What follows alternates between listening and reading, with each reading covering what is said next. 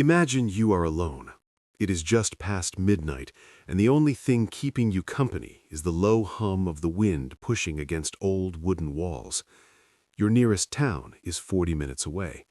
Your nearest neighbor is 3 miles down a gravel road you rarely travel. You have lived this way for years, quietly, deliberately, without interruption. And then something taps on your window. Not a branch, not an animal, something deliberate, something desperate. When rancher Cole Hadley turned on his porch light that night, he expected nothing. What he found instead would change 2 lives forever and force him to confront questions he had spent a decade running from. This is that story. Cole Hadley was not a man who invited the world in.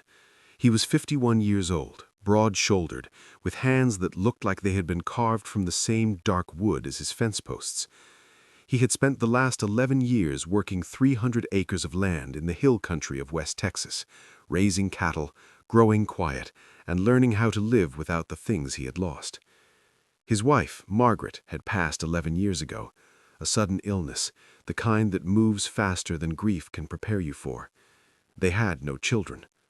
After she was gone, Cole sold the house in Austin, bought the land, and drove west until the radio signal died and the silence felt honest. He was not unhappy, exactly. He was just a man who had made peace with a smaller world. He woke each morning before the sun, fed the horses, checked the herd, repaired whatever the wind had broken the night before. He ate simple meals alone. He watched the sky change colors at dusk from the same wooden chair on the same porch every evening. On Fridays, he drove into town for supplies, nodded at the people he knew, and drove back without lingering. That was his life. Ordered, contained, his own. The night it changed was a Thursday in late October. Cole had turned off his lights around 10, the way he always did. The temperature had dropped earlier than expected, and he could hear the wind working itself into something serious outside. He lay in bed reading for a while, a worn paperback he had already read twice before, until his eyes grew heavy and the book fell across his chest. He was nearly asleep when he heard it. A sound, soft, irregular, like fingers brushing glass rather than knocking. He lay still for a moment, telling himself it was the wind, a loose shutter, a branch he had forgotten to trim. But then it came again, 3 small taps, and something underneath the taps, a sound so quiet he almost convinced himself he had imagined it. Something that sounded like crying. Cole sat up slowly. He reached for the flashlight on his nightstand before he turned on the lamp, an old habit from years of checking on cattle in the dark. He pulled on his boots without lacing them, moved through the hallway toward the front of the house, and stopped at the window beside the door. He did not open it immediately. He stood to the side and looked out through the glass into the porch light's reach. What he saw made his breath stop. A girl, young, no more than 16 or 17. She was standing just off the porch, half in the light and half in the shadow, and even in that dim yellow glow he could see that something was badly wrong. Her jacket was torn at the shoulder. Her hair was tangled with dirt and leaves. She had one hand pressed against the side of her face, and her other hand was held slightly out from her body, the way people hold an arm when something inside it is not right. She was looking directly at him through the glass. Cole opened the door. She flinched back 2 steps the moment the door moved, like a deer ready to run, and he stopped immediately. He held both hands out to his sides, palms open, and spoke before she could turn away. "Easy," he said. "I'm not going to come any closer. You're okay." She didn't run, but she didn't move toward him either. She just stood there, trembling in the cold, watching him with eyes that had already been through something they weren't ready to describe. "Are you hurt?" he asked. She nodded once, slowly. "Do you need me to call someone?" She shook her head quickly, too quickly, and something about that single motion told him more than any words could have. Cole stepped back, fully inside the doorframe, and said quietly, "There's a chair just here on the porch. You don't have to come inside. You don't have to do anything. But it's 36 degrees out there, and you look like you've been walking a long time." She looked at the chair, then back at him, then at the chair again. She walked up the 2 porch steps and sat down. He went inside, left the door partially open so she would not feel trapped, and came back 2 minutes later with a heavy wool blanket, a mug of water, and a mug of tea he had made fast on the stove. He set them on the small table beside her and stepped back against the doorframe. He did not ask questions. He did not reach for his phone in front of her. He just leaned against the frame with his arms folded and looked out at the dark field like he looked at it every night. They sat like that for a long time. Finally, she spoke. "How do you know I'm not dangerous?" she asked. Her voice was rough, like she had been crying or yelling or both. Cole considered that for a moment. "I don't," he said, "but you knocked on my window instead of breaking it, so I figured I'd take the chance." Something moved across her face, not quite a smile, but something near it. "I didn't know where else to go," she said. "That's all right," he said. "This is a good enough place to land." Her name, she told him eventually, was Danielle Reyes. She was 17 years old, and she had been walking for almost 4 hours. She did not say where from. She did not say why. She told him her arm hurt, and he looked at it from a careful distance and told her it might be sprained or it might be something worse, and either way she needed a doctor in the morning. She nodded without argument, which told him something too. He offered her the guest room.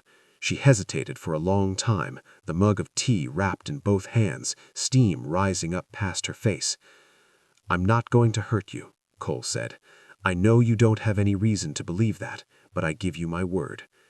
She looked at him for a moment with eyes that had clearly learned to measure people fast and been burned by that measuring before.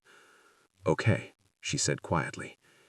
He showed her the room, showed her the lock on the door, showed her that the window could be opened from the inside in case she needed to leave in a hurry. That last part made her pause, the fact that he had thought to show her that. He went back to his own room, and he did not sleep well, not because he was afraid of her, but because he kept thinking about a 17-year-old girl walking 4 hours through cold Texas darkness and not knowing where she was going. Just away, only away. In the morning, she was still there. She was sitting at the kitchen table when he came out, still in the same clothes, the blanket still around her shoulders. She had found the coffee maker and made a pot, which surprised him. She had put out 2 mugs, which surprised him more. They drove to the clinic in town. Cole told the nurse at the front desk that Danny was his neighbor's daughter and had taken a fall from a horse. Danny looked at him sideways when he said it, but she didn't correct him. The arm was fractured, a clean break near the wrist. They put her in a cast. The doctor gave him a look that lingered a half-second too long, but said nothing. On the drive back, Danny held her newly casted arm against her chest and looked out the window at the passing fields. "Thank you for that," she said. "What you said in there." "I didn't want anyone asking you questions you weren't ready to answer," Cole said. She turned and looked at him for a moment. "Why do you care?" He was quiet for a while. "I had someone once who needed someone to care and nobody did. Took me a long time to stop feeling guilty about that." He paused. "I'm not interested in feeling that way again." She turned back to the window, and he saw her jaw tighten the way people's do when they're trying not to cry in front of someone they've just met. She stayed. Not because he asked her to, and not because she had nowhere else to go, though that was part of it. She stayed because the ranch was quiet in a way that felt like permission. Permission to breathe. Permission to sit still. Permission to not be afraid for a few hours at a time. He didn't press her for her story.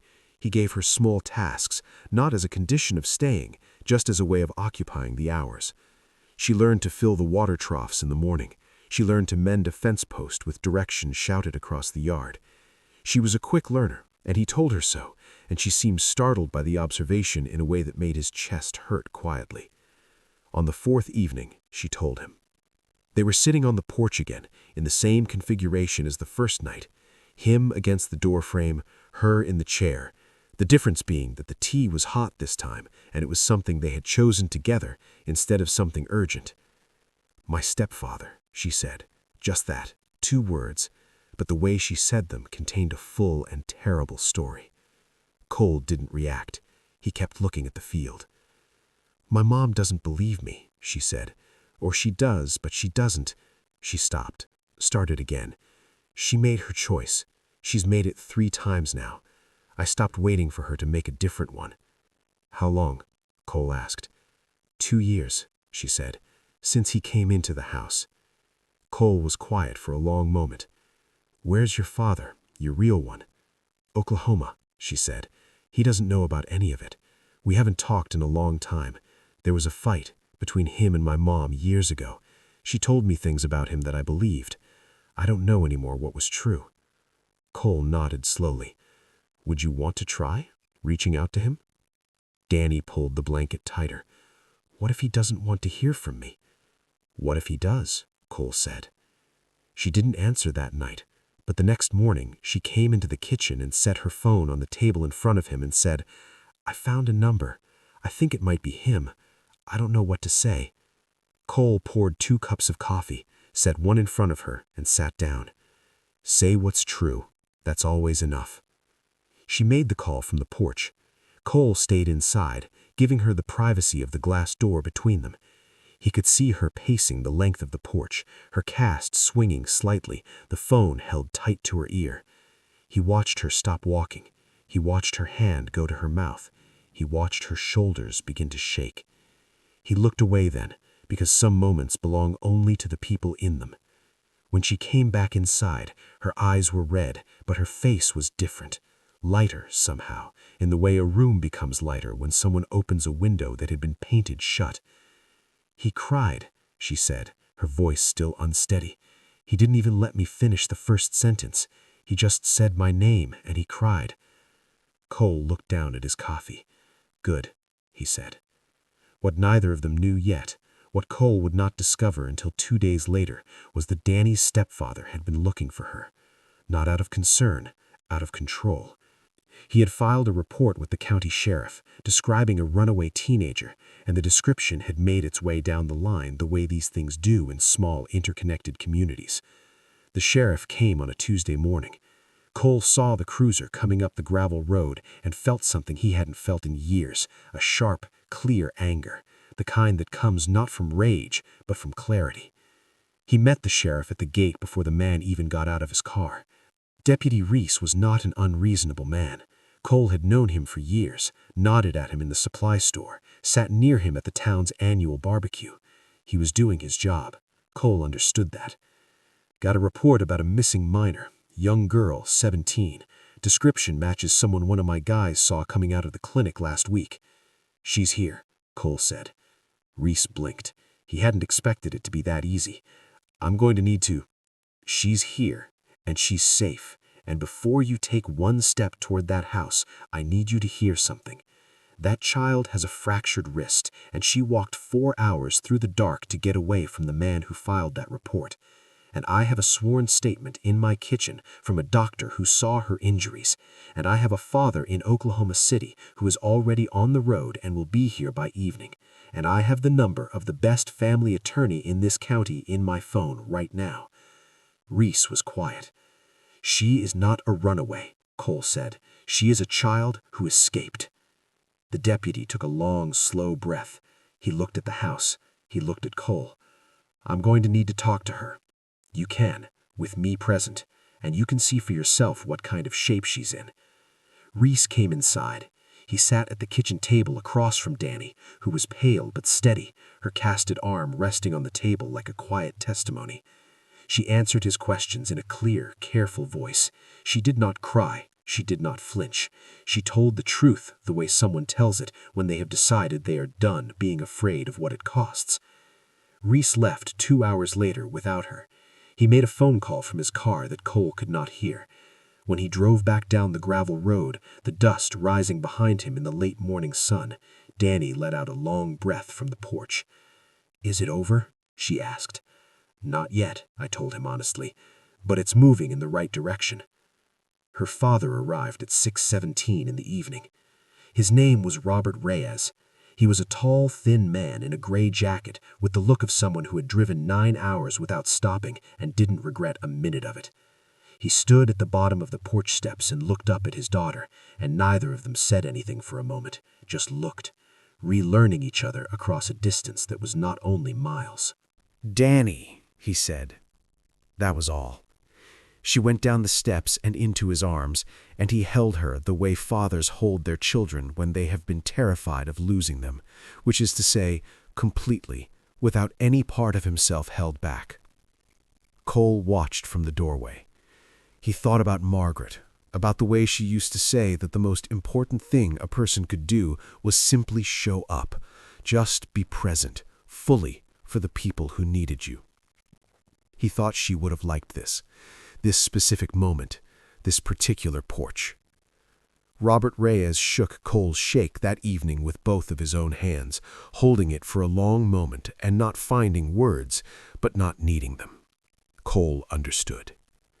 They had dinner together, the three of them, around Cole's kitchen table, and it was loud in a way the house had not been loud in 11 years. Danny told her father about the horses. She told him about the fence post and how she had learned to set it without letting the cement spill. She told him about the morning sky out here, how it came in long and low and turned everything gold before the sun fully rose. Robert looked at Cole over her daughter's head and mouthed the words, "Thank you," and Cole nodded once and looked away, because some things are too large to sit inside comfortably. Danny left the next morning. She hugged Cole at the truck door, her casted arm careful between them, and he let her, which surprised them both a little.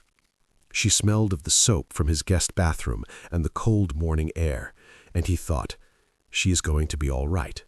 She is going to carry this with her, but she is going to be all right. "You going to be okay out here alone?" she asked, stepping back and looking at him. He almost laughed. "I've been alone out here for 11 years, kid." "That's what I'm saying," she said. He looked at her. She looked at him.